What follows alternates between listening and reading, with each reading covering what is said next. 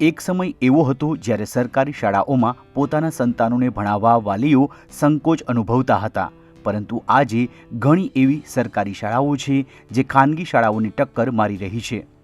આવી જ એક સરકારી શાળા એટલે ઉના તાલુકાના ડમાસા ગામે આવેલી સરકારી પ્રાથમિક શાળા। આધુનિક સુવિધા, ગુણવત્તાયુક્ત શિક્ષણ, હરિયાળું કેમ્પસ અને મૂલ્યલક્ષી અભિગમના કારણે આ શાળા આજે ખાનગી શાળાઓને પણ ટક્કર આપી રહી છે। પરિણામે ઉના શહેર સહિત રાતડ, ભેભા, ચીખલી, કોબ અને આસપાસના અનેક ગામોમાંથી વાલીઓ પોતાના બાળકોને અહીં અભ્યાસ માટે મોકલી રહ્યા છે। હાલમાં બાળવાટિકાથી ધોરણ 8 સુધી કુલ 286 જેટલા વિદ્યાર્થીઓ અહીં અભ્યાસ કરી રહ્યા છે। આ વર્ષે પણ 7 જેટલા વિદ્યાર્થીઓએ ખાનગી શાળાઓ છોડીને ડમાસા પ્રાથમિક શાળામાં પ્રવેશ મેળવ્યો છે, જ્યારે પ્રવેશ પ્રક્રિયા હજુ પણ ચાલુ હોવાથી વિદ્યાર્થીઓની આ સંખ્યામાં વધુ વધારો થવાની શક્યતાઓ છે। અમારી શાળામાં બાલવાટિકાથી લઈ અને ધોરણ 8 સુધીના વર્ગો ચાલે છે। અત્યારે કુલ 286 બાળકો અભ્યાસ કરે છે। અમારી શાળામાં ઉના સિટીમાંથી પણ બાળકો ભણવા આવે છે, સાથે સાથે રાતડ છે, ભેભા છે, ખજુદરા છે, કોબ છે, ચીખલી છે, આવા ગામોમાંથી પણ અહીંયા બાળકો ભણે છે। સાથે સાથે વિશેષ ખુશી સાથે અમારા બધા બાળકો, મારો બાળક છે અને બીજા પણ સ્ટાફના બાળકો પણ અહીંયા અમારી શાળામાં જ ભણે છે। આ વર્ષે પણ 6-7 બાળકો ખાનગી શાળામાંથી અમારી શાળામાં એડમિશન લીધું છે અને હજુ એડમિશનની પ્રક્રિયા શરૂ છે। મારો બાળક પણ છે એ આ જ શાળામાં ભણેલો છે, અત્યારે તે 11માં છે, પણ બીજા શિક્ષકોના બાળકો પણ અહીંયા જ ભણે છે અને આજુબાજુના ગામના બાળકો પણ ઘણા ગામના બાળકો છે એ અમારી શાળામાં ભણે છે। સતત અમારી શાળામાં એડમિશન લેવા માટે સતત અમને ફોન આવે છે, પણ સંખ્યાના હિસાબે છે ઘણી વખત છે એને સમજાવી અને અમારે એ પ્રમાણે એડમિશન આપવા પડે છે। શાળાના દરેક વર્ગખંડ અને દિવાલો જ્ઞાનથી સજ્જ છે।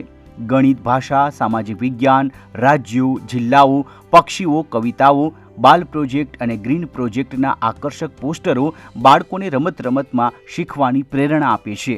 વિશાળ રમતગમતના મેદાન અને આઉટડોર એક્ટિવિટીના કારણે વિદ્યાર્થીઓમાં શારીરિક અને માનસિક વિકાસ પણ થાય છે। શૈક્ષણિક ક્ષેત્રે પણ ડમાસા પ્રાથમિક શાળાએ આગવું સ્થાન મેળવ્યું છે। છેલ્લા 5 વર્ષથી ગુણોત્સવમાં સતત A ગ્રેડ પ્રાપ્ત કરનાર આ શાળાએ આ વર્ષે A+ ગ્રેડ મેળવ્યો છે। ઉપરાંત CAT, NMMS, જ્ઞાન સાધના અને શિષ્યવૃત્તિ પરીક્ષાઓમાં પણ અહીંના વિદ્યાર્થીઓ તાલુકામાં ટોચના પરિણામો મેળવી રહ્યા છે। શાળાને વર્ષ 2025-26માં સક્ષમ શાળા એવોર્ડમાં તાલુકા કક્ષાએ પ્રથમ સ્થાન પ્રાપ્ત થયું છે। ઉપરાંત તાલુકા અને જિલ્લા પંચાયત દ્વારા સ્વચ્છ શાળા એવોર્ડ તથા ગ્રીન શાળા એવોર્ડથી પણ સન્માનિત કરવામાં આવી છે, જ્યારે આચાર્ય ભરત નકુમને ગુરુ ગૌરવ એવોર્ડથી શ્રેષ્ઠ શિક્ષક તરીકે નવાજવામાં આવ્યા છે। અમારી શાળા આમ તો અંતરિયાળ વિસ્તારમાં આવેલી છે, છતાં પણ આજે આ બંજર જમીનમાં અમે ગ્રીન શાળા તરીકે વિકસાવી છે। સાથે સાથે પ્લાસ્ટિક મુક્ત શાળા તરીકે ગયા વર્ષે જ અમને સરકારશ્રી તરફથી સક્ષમ શાળાનો એવોર્ડ મળેલો છે। સાથે સાથે અહીંના તાલુકા પંચાયત, જિલ્લા પંચાયત તરફથી પણ અમને સ્વચ્છ શાળાનો એવોર્ડ મળેલો છે। ગુણોત્સવમાં પણ અમે સતત 5 વર્ષથી A ગ્રેડ પ્રાપ્ત કરીએ છીએ।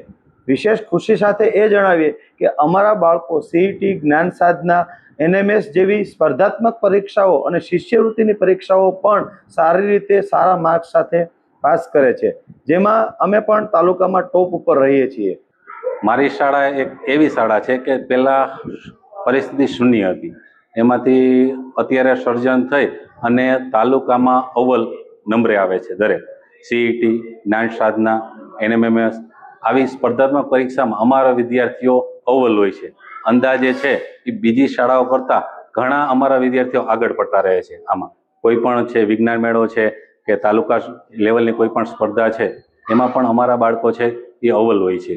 અમારી શાળા અત્યારે ગ્રીન શાળા છે અને સ્વચ્છ શાળા છે।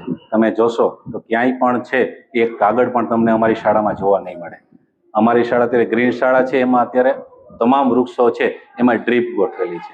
એક પણ બાળક છે તેને પાણી પીવડાવતા નથી, માત્ર છે એક વાલ ચાલુ કરવાથી તમામ વૃક્ષોને પાણી મળે છે।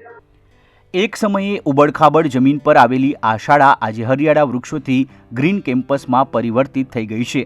શાળાએ ગ્રીન સ્કૂલ તરીકે પણ આગવી ઓળખ ઊભી કરી છે.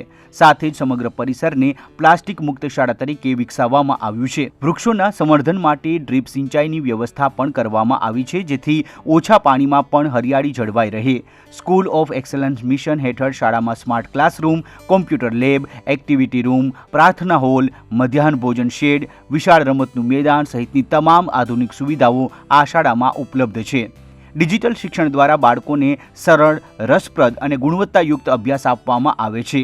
શાળામાં ગ્રીન સ્કૂલ પ્રોજેક્ટ અંતર્ગત ઔષધીય બગીચો, કિચન ગાર્ડન, વૃક્ષારોપણ, છોડનું જતન અને પર્યાવરણ સંરક્ષણ જેવી પ્રવૃત્તિઓ નિયમિત કરવામાં આવે છે. બાળકોને પુસ્તકના જ્ઞાનની સાથે પ્રકૃતિનું જ્ઞાન પણ આપવામાં આવે છે. મારા મમ્મી અહીંયા શિક્ષક છે. આ સ્કૂલમાં બહુ જ સારું શિક્ષણ છે અને આ શાળા પ્લાસ્ટિક મુક્ત શાળા પણ છે.